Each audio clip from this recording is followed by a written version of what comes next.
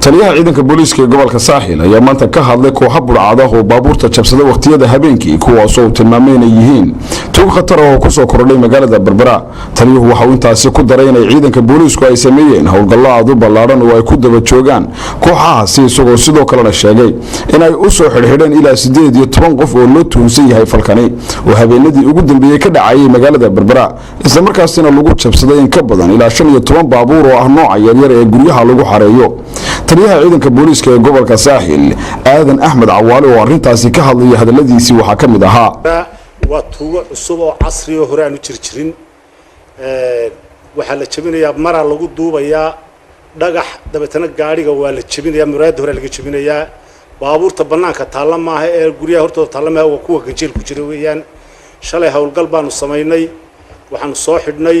18 baanu soo xidhnay tuug oo caana baan soo xidhnay intii aanu soo qabanay ilaa xalayto cid report noo keentay oo tiri maxaan ku yiraahdaayay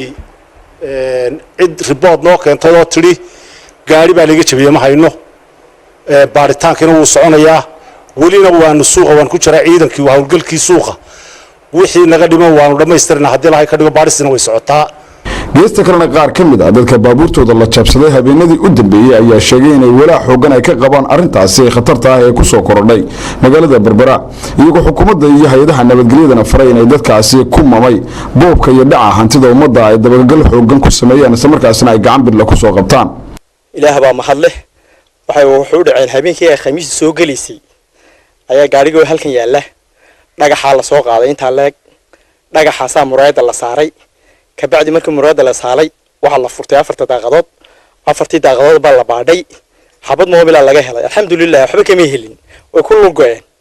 waan wargelay subaxnimada gaariga jaban baan u geeyay laakiin si baawur badan way iga dambeysay